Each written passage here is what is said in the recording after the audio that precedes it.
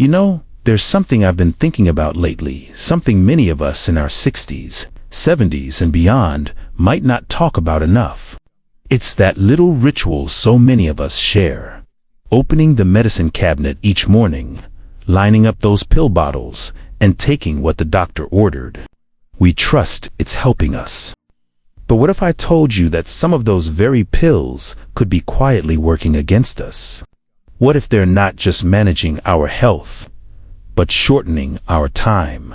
Now, I know that sounds unsettling. Believe me, when I first heard this, I brushed it off too. My doctor knows best, I thought. But then I met my neighbor, Helen, vibrant, at 75, always gardening, always laughing. One day, she mentioned feeling foggy and tired. Turns out, 2 of her medications were interacting in a way that drained her energy and even strained her heart. She asked her doctor a few simple questions, adjusted her prescriptions, and now, she's back to growing prize-winning roses. That's why today, we're talking about something vital. Is your medication shortening your lifespan? And more importantly, the 5 essential questions you should ask your doctor about it. Not to scare you, but to empower you. Because you deserve to feel confident that every pill you take is truly on your team. Now, this isn't about doubting your doctor. It's about partnering with them. As we get older, our bodies process medications differently. A pill that worked wonders at 60 might need tweaking at 75. Side effects can sneak up, interactions can hide in plain sight, and sometimes we simply outgrow the need for a prescription. But here's the good news. A few thoughtful questions can make all the difference. So let's start with the first 2 questions you can bring up at your very next appointment. The first question might seem obvious, but it's surprising how often it goes unasked. Is this medication still necessary for me? Think about George, a dear friend of mine. He'd been on blood pressure meds for 15 years, never questioned them. But during a routine checkup, his new doctor noticed his pressure had been stable for years without lifestyle changes. Turns out, George didn't need the same dose anymore. With careful monitoring, they reduced it slowly. Now, he's got more energy and fewer dizzy spells. The truth is, prescriptions aren't always forever. Conditions evolve, bodies change, and sometimes we keep taking something out of habit. Maybe you started a medication after a health scare decades ago, but now your risk factors have improved. Or perhaps there's a newer, gentler option available. Don't be shy. A good doctor will appreciate you taking charge of your health. Now, this leads us smoothly to our second question one. That's especially crucial if you're taking multiple prescriptions. Could my medications be working against each other? Here's why this matters. As we age, we often see more specialists. A cardiologist prescribes one pill, a rheumatologist another. Your GP, something else, and none may fully know what the others ordered. I'll never forget my Aunt Ruth, who was taking 5 different medications. She felt awful nauseous, exhausted. When her pharmacist spotted that 2 of her pills were clashing, it was like a light switched on.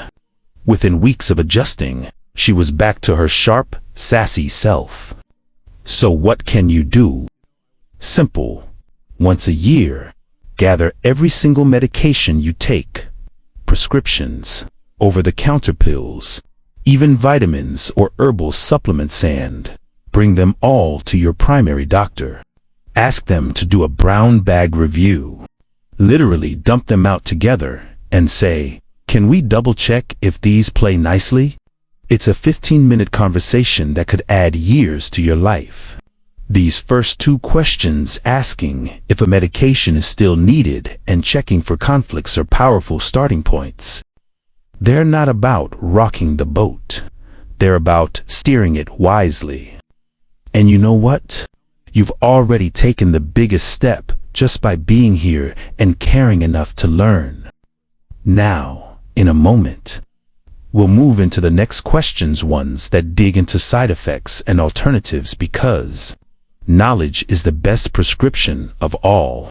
But before we do, I'd love to hear from you. Have you ever experienced a medication hiccup?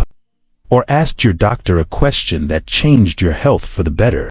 Share your story in the comments below. Your wisdom might help someone else feel less alone. Because when we share what we know, we all grow stronger. Let's keep this conversation going. You know, reading through your comments already, and thank you, truly, for sharing those personal stories. It's clear so many of us have walked a similar path. That moment of realization, wondering if how you're feeling is just getting older, or something whispering from that medicine cabinet. It takes courage to ask, but as Helen showed us, and as George and Aunt Ruth discovered, speaking up can truly change everything. So let's keep moving forward together. We've already tackled asking if a medication is still necessary and checking if they're playing nicely together. Now, let's turn our attention to what might be happening beneath the surface. This brings us to our third essential question. What side effects might actually be sneaking up on me? Now, when we think of medication side effects, we often picture the big, obvious ones. Maybe an upset stomach, a rash, feeling dizzy. But for many of us, especially as we get a little more life under our belts, side effects can be much quieter. They can masquerade as just aging, that low-level fatigue that makes you skip your afternoon walk, the little bit of brain fog that makes remembering your granddaughter's birthday feel like a puzzle, even that subtle loss of appetite where food just doesn't sing to you like it used to. Take my friend Arthur, for instance. A sharp, active 78-year-old who loved his weekly bridge games. Slowly, he started feeling just a bit off. Not sick, not in pain, just less himself. He chalked it up to getting older. But during a routine visit, his daughter mentioned his low energy, and his doctor asked a simple question.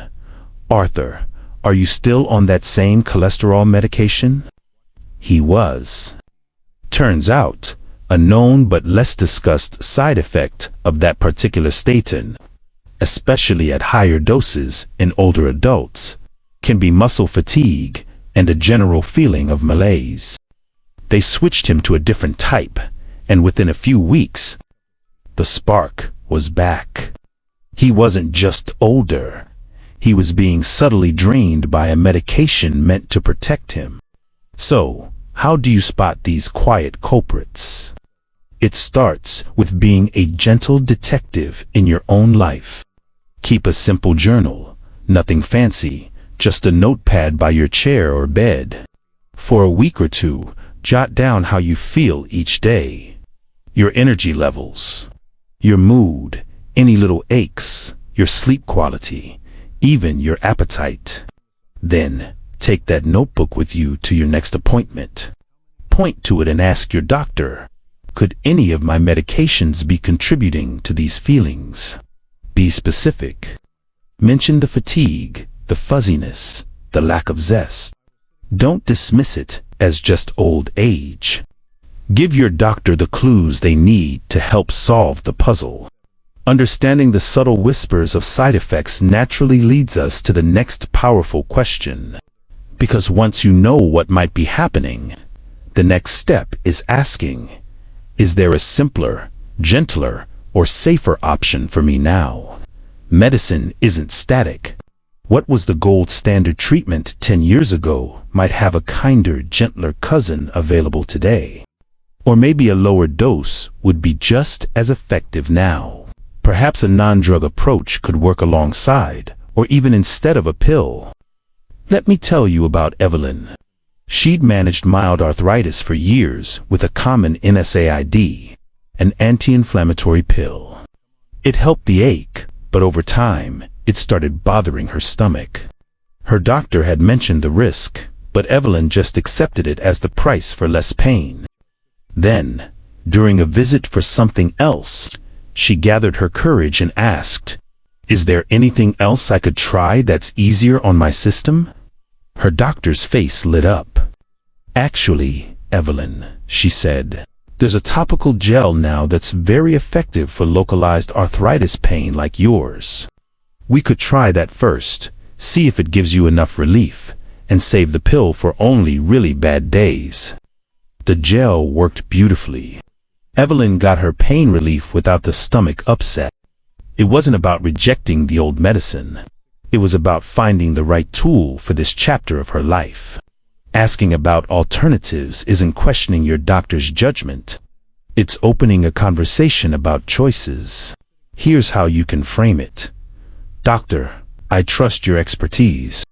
Given where I am now health-wise, are there newer options, lower doses, or even non-medication approaches like physical therapy or dietary changes that might be effective for me?" Remember, your pharmacist is a fantastic ally here too. They see interactions and side effects across countless patients. Don't hesitate to ask them, "I'm taking medication named for condition. Is this generally well tolerated by folks my age? Are there common alternatives people switch to if side effects pop up?"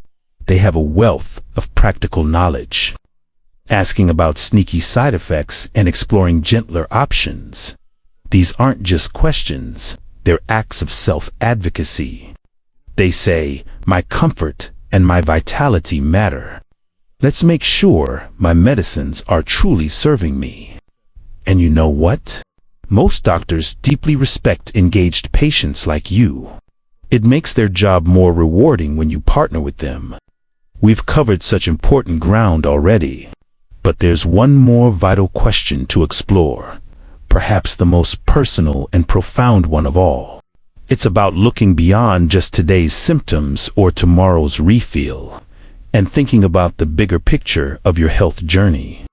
Because understanding the full story of your medications isn't just about avoiding problems.